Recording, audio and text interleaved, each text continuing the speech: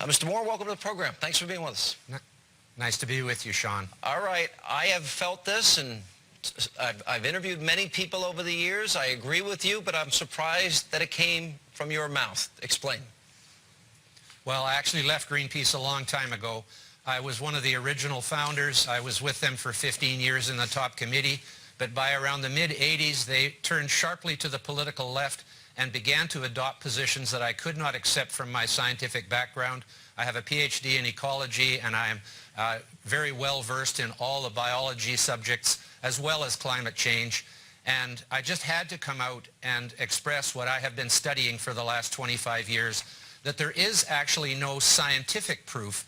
It's not really about evidence so much. It's more about an actual scientific proof that humans are the main cause of the slight warming that has happened in this world over the last 100 years or so. In fact, the world started warming back after the Little Ice Age about 250 years ago. And the climate change panel of the United Nations is saying since 1950, we have been the main cause of warming of the Earth. Yet during the first half of the 20th century, there was a warming period about identical to the warming period that occurred in the last half, and they're not claiming that we caused that. They're not really saying what they think caused that. So there is simply no logic to saying that we know for certain. That's why they use the term likely. Actually, they say extremely likely, which is no really different than saying likely. It's just their opinion. In other words, it is a judgment that humans are causing the warming rather than any kind of scientific proof. When the president says debate is settled, when the Secretary of State says that we have no time for a meeting with the Flat Earth Society, 5 years ago, Al Gore predicted the North Polar ice cap would be completely ice-free. And guess what? There's plenty of ice. What do you think is driving this agenda? Because I have my own theory on it. I just want to get your thoughts. Is there an agenda driving it?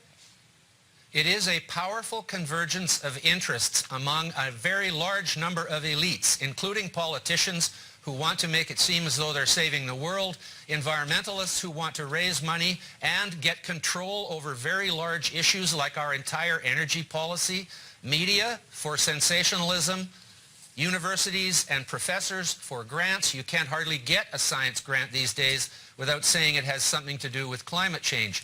It is a kind of nasty combination of extreme political ideology and a religious cult all rolled into one, and it's taken over way too much of our thought process and way too much of our priorities. There are millions of children dying every day from preventable vitamin deficiencies and diseases, and we are spending hundreds of billions of dollars on a problem that may not exist. Nobody's saying that the Earth hasn't warmed a little bit. What we're saying is there's no proof that it is human activity that has caused this little bit of warming. What we're also saying is this little bit of warming is actually good for most species on the planet. Ice and frost are actually the enemies of life, and for most of the Earth's life history, it has been much warmer than it is today, and CO2 was much higher than it is today. People need to study the long history of the Earth. These true believers in climate change are only looking at the last 100 years. That is a blink in nature's eye.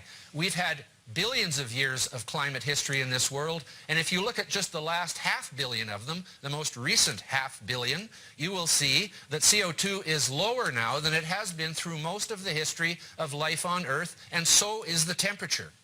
Do you expect to be attacked by those that are part of this cult, as you call it, and those with this agenda? Because I would expect that coming from you, as well-informed as you are, that you're probably going to come under some heavy fire. Do you expect that? Yes, I do, but I have no qualms about it, Sean. I know this subject very well.